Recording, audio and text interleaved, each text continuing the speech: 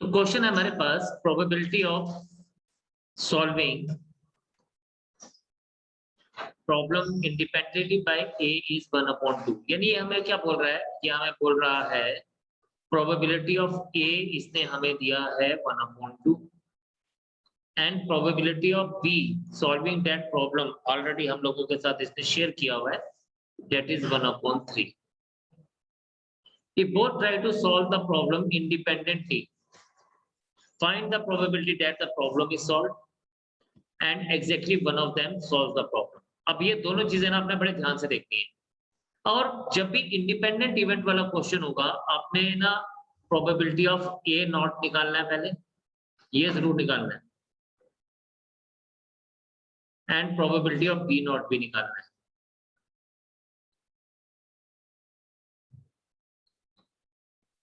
आप यहां पे देखेंगे बच्चे, तो प्रोबेबिलिटी ऑफ ए नॉट उत्तर जी आ जाएगा 1 - 1/2 and probability of B not भी आ जाएगा 1 - 1/3।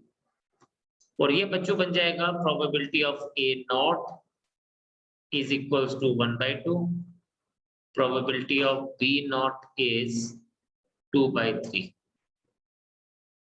अब आप यहां पे देखिए, if you see here first part, अब फर्स्ट पार्ट को हम लोग अलग अलग तरीकों से सॉल्व करेंगे। पहले आपने समझना है, इसने बोला है probability the problem is solve. अब प्रॉब्लम कब सॉल्व होगी ये बात समझनी है आपने। प्रॉब्लम अलग अलग केसेस में सॉल्व होगी। देखिए कैसे, पहले आप लोग कॉपी पेन छोड़ेंगे और सिर्फ बोर्ड की तरफ देखेंगे। दिस इज कि जब ए सॉल्व करेगा प्रॉब्लम बट बी सॉल्व नहीं कर पाएगा तो भी प्रॉब्लम सॉल्व है, या ए सॉल्व ना कर पाए और बी सॉल्व कर दे तो भी हम बोलेंगे प्रॉब्लम सॉल्व है, या फिर दोनों सॉल्व कर दे, ए भी करे और बी भी करे। यानी एक तरह से तीन अलग अलग केसेस बन गए। ये केस 1 है, दिस इज केस 2 और दिस वन इज केस 3। यानी अगर मुझे इसको सॉल्व करना हो तो मैं इसको बस वैल्यूज अब डाल दूं, सब चीजें आपके पास गिवन है। 1/2 into 2/3 plus 1/2 into 1/3 plus 1/2 into 1/3। तो हमने इनकी रिस्पेक्टिव वैल्यूज डाल दी। This will be 2/6 plus 1/6 plus 1/6। This will become बेटा 4/6। सॉल्व करेंगे तो हमें आंसर मिलेगा 2/3। This is first part. लेकिन इस फर्स्ट पार्ट को हम लोग एक और तरह से सॉल्व कर सकते हैं। बेसिकली ये मेथड हम हमेशा तब यूज करते हैं जब हमारे पास दो से ज्यादा लोग हो। तो हम क्या करेंगे, हम लिखते हैं यहाँ पे ऐसे, इस बात को आप सब लोग ध्यान से समझेंगे। Let E be the event that problem is not solve. हम क्या ले रहे हैं, ई बी द इवेंट, हम उल्टा काम कर रहे हैं। उसने कहा प्रॉब्लम सॉल्व करो, हम कहते हैं कि लेट से प्रॉब्लम सॉल्व ही नहीं हुई, हमने उससे उल्टा काम कर लिया, प्रॉब्लम इज नॉट सॉल्व। और प्रॉब्लम कब सॉल्व नहीं होगी, जब ना तो ए उसको सॉल्व करेगा ना बी सॉल्व कर पाएगा, दोनों असमर्थ हैं इसको सॉल्व करने में। They are not able to solve, both of them are not able to solve the problem, A not and B not. probability of event is what, it is p of a naught। p of a naught आपके पास आ जाएगा 1/2 into p of b naught 2/3। अब इसको हम देखते हैं तो बच्चे ये 1/2 कटा, इसकी वैल्यू आपके पास मिल गई पुत्र जी 1/3। इसका मतलब therefore E dash is the event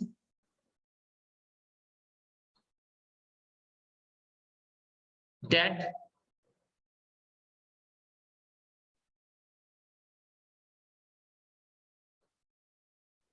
problem is solved by at least one of them।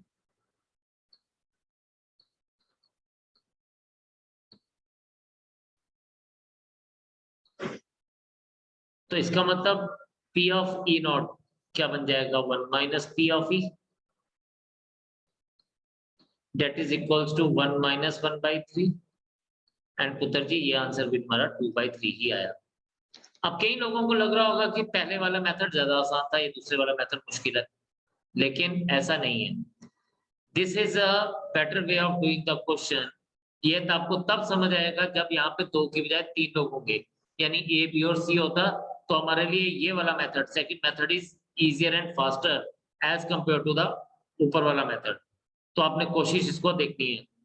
अब सेकंड पार्ट में इसने हमसे क्या पूछा? सेकंड पार्ट में इसने बोला probability exactly one of them will solve the problem, मतलब दोनों में से कोई एक। तो ये बड़ा इजी है, exactly one of them will solve the problem.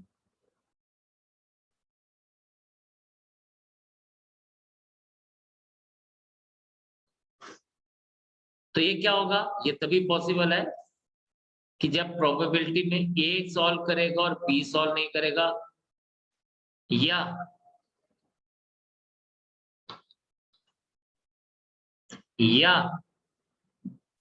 A solve नहीं करेगा बट B सॉल्व करेगा। This is what? This is 1/2 into 2/3, 1/2 into 1/3. This becomes what? 2/6 plus 1/6. That will be 3/6, and that is equals to 1/2 as the answer.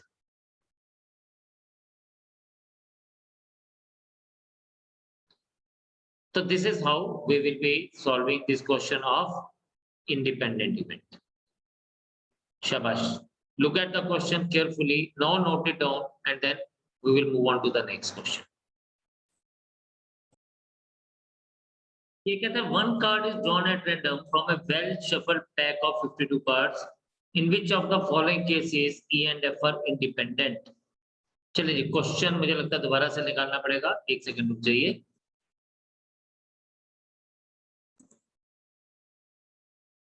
देखिए ये हमें बोल रहा है one card is drawn at random from a well shuffled deck of 52 cards. In which of the following cases? तो देखिए when one card is drawn,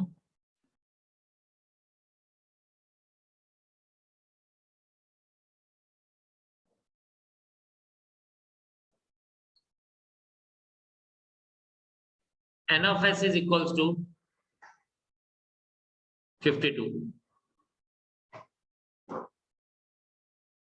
अब इसने बोला E is the event of drawing a spade, तो E आपके पास आएगा N of E क्या आ जाएगा? N of E आ जाएगा आपके पास ड्राइंग अ स्पेड, मतलब स्पेड कितने हमारे पास?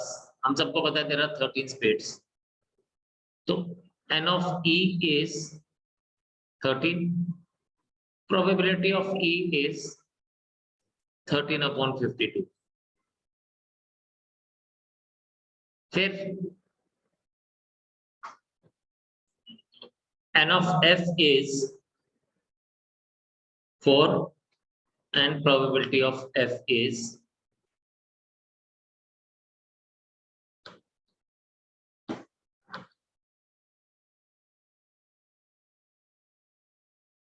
4/52.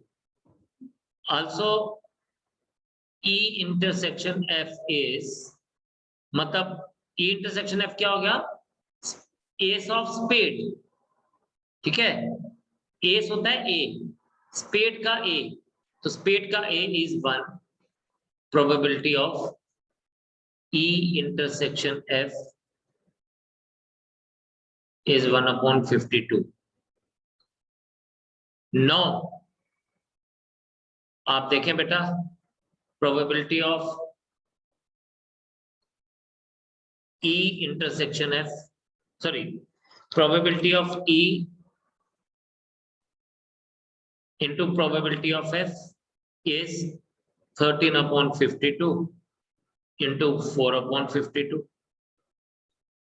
13 4s are 4 4s are So you got 1/52. अब यहां पे आपके पास क्या आ गया? Therefore, probability of A into B, probability of B is equals to probability of A intersection B. जब भी हमारे पास ये कंडीशन सेटिस्फाई होती है, हम कहते हैं कि A and B are independent events.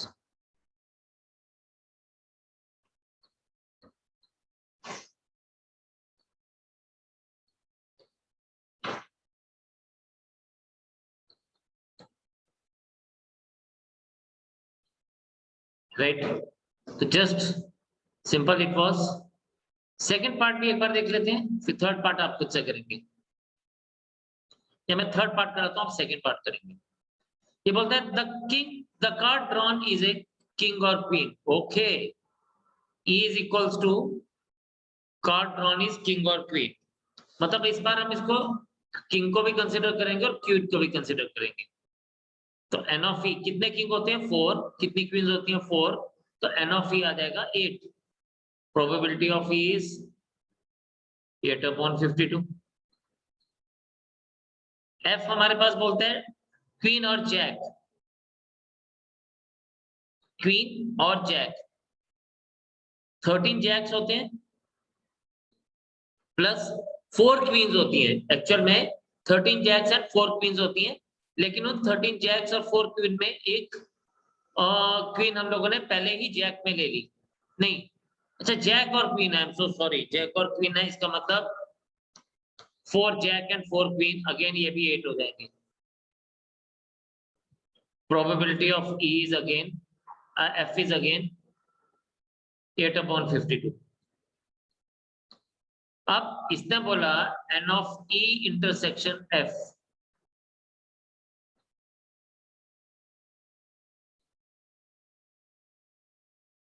it is 4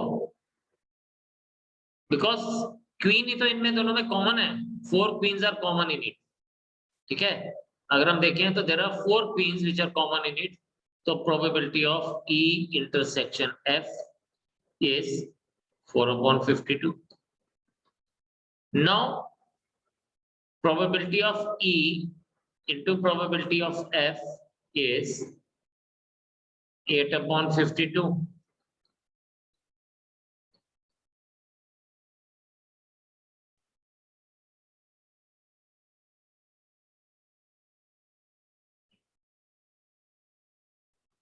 ये आ जाएगा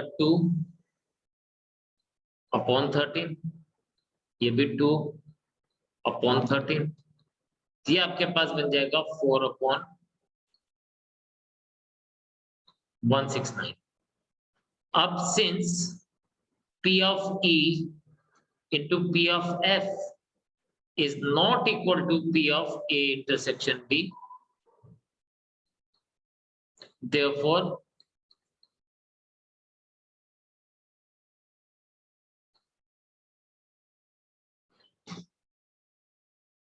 sorry P of E intersection F आएगा। सो सॉरी, यहाँ भी मैंने पीछे भी गलत लिखा है, मैं इसको भी ठीक कर देता हूँ, जस्ट अ मिनट। हमारी E intersection F की बात हो रही थी, तो ये आएगा probability of E intersection F। तो therefore E and F are not independent events। यहाँ पे आ जाएगा E and F are not independent events।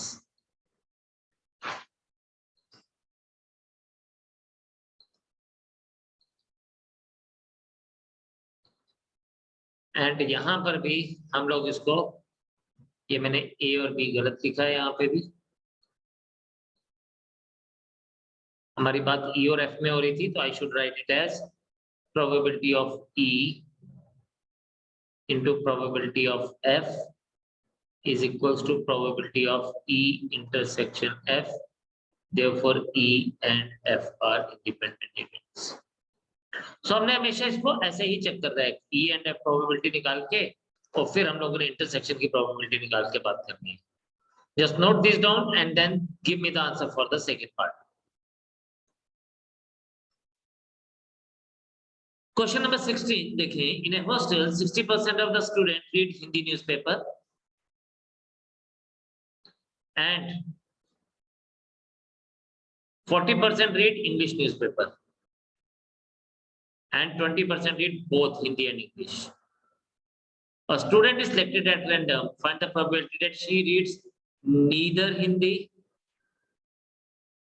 nor English newspaper. वाह, तो हम लोग नीदर हिंदी नॉर इंग्लिश का हमारे पास क्या है, ना तो वो हिंदी पढ़ती है ना ही वो इंग्लिश पढ़ती है। और मैंने आपको ये समझाया था कि ये जो होता है ये होता है P A intersection B whole dash. तो हमें पी ए इंटरसेक्शन बी निकालना पड़ेगा इसके लिए पहले। तो फर्स्ट पार्ट देखें, probability of Hindi newspaper is 60%, यानी 60/100। Probability of English newspaper is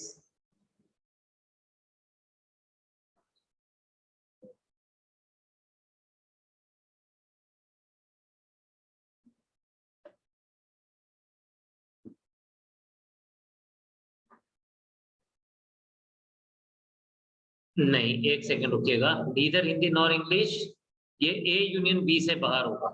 I am so sorry for that. Neither Hindi nor English, A union B से बाहर होगा। ये आएगा आपके पास probability of H and probability of E is 40%। Sorry, ये जो है हमारे पास नीदर हिंदी नॉर इंग्लिश, ये आएगा probability of A union B dash, यानी ये दोनों के उससे बाहर होगा। तो ए यूनियन बी में हिंदी और इंग्लिश आ जाएगा। प्रोबेबिलिटी ऑफ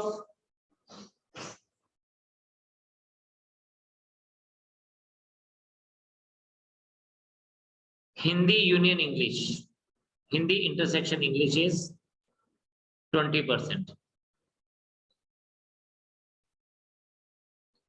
अब यहां पे देखें, we know probability of H union E is equals to probability of H plus probability of E minus probability of H intersection E. Probability of H union E is 60% plus 40% minus 20% equals to 80%.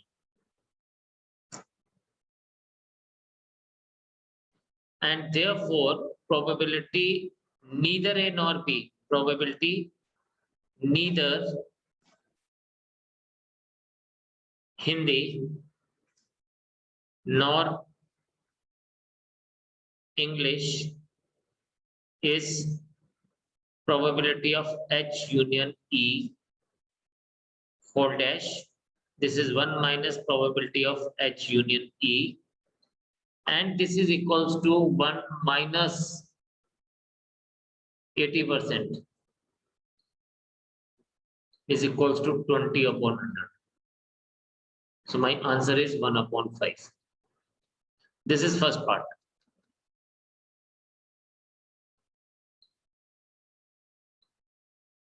Second part में हमसे बोलता है, if she reads Hindi newspaper, find the probability that she reads English newspaper. If she reads Hindi newspaper, यानी ये हमें पता है कि she reads Hindi newspaper. Means हम लोगों को simply क्या find out करना है? Probability English upon Hindi. Hindi already पता है, हमें बताना है what is the probability of English newspaper there. So it is probability of E intersection H upon probability of H. अरे ये तो बहुत इजी है। ये हमारे पास क्या आ जाएगा बच्चे, E intersection F is 20% and probability of H is 60%. This 100 and this 100 gone, this 20 and 60 gone. So my answer is equals to what? 1/3.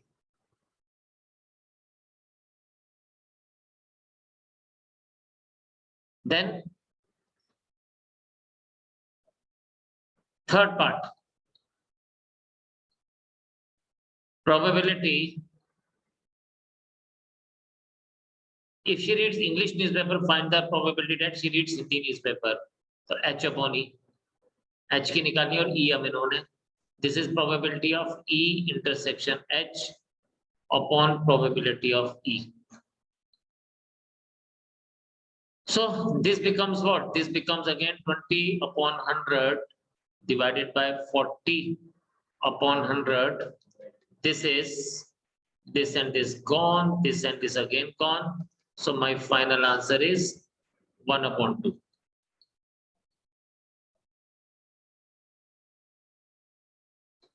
So it was so very simple. क्यों हम लोगों को फाइंड आउट क्या करना था वो हम लोगों को यहाँ से पता चल गया. So this is the answer for these 3 parts. Bye for today, and we will go for the next thing, that is Bayes theorem next time. Bye bye, take care and see you. Jai Hind.